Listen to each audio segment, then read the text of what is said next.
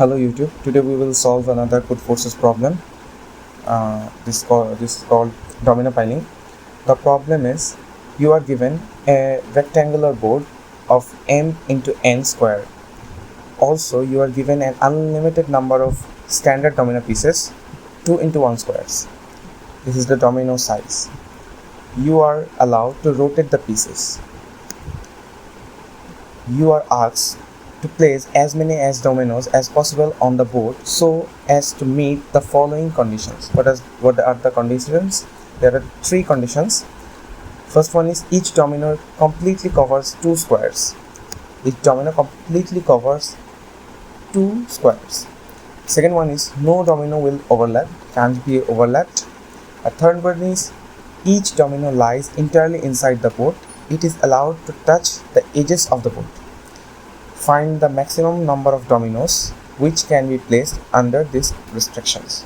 The first line of input will be m and n. This will be the row and this is the column of the board, and the output will be how many pieces we can set into the board. So if we look at this, suppose this is the domino 2 into 1, and each domino will take 2 squares, 2 boxes. So if we take this, suppose, and set it here, it will take these 2 boxes. So 1 and again 2, 3, 4. So we can say this domino will set 4 times into this board.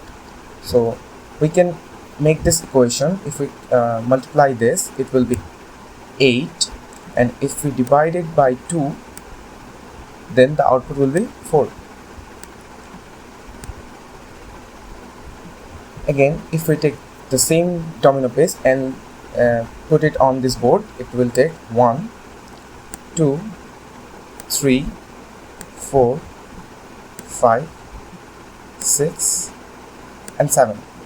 Again, if we look at the boxes, it is row into column. So if it will be 15, and if we divide it by 2, it will be, the result will be 7. So we can also see we can put 7 pieces into the box. Again, if we put it into here, 1, 2, 3, 4, 5, 6, 7, 8, 9, and 10. If we solve this one, this will be 10 piece. I will not do the math here because I can't write too much on my laptop. So let's start the coding.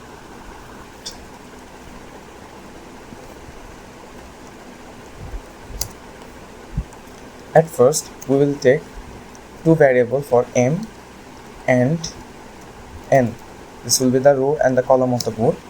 Then we will take input for row and column, and after that we will calculate with, suppose we can take output is equal to m into n and divided by 2. As we need the float output, we will use this function. So suppose if we do 15 by 2, it will output suppose 7.5, and after floating it, the output will be 7. So we want to take 7. As we saw here, it will be 7 the output. At the last, we will output or print the output. So let's compile it.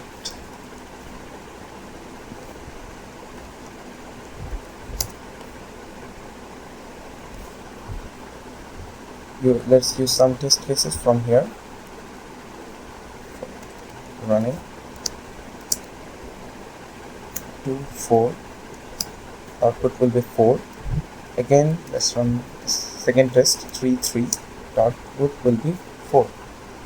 So let's submit the solution.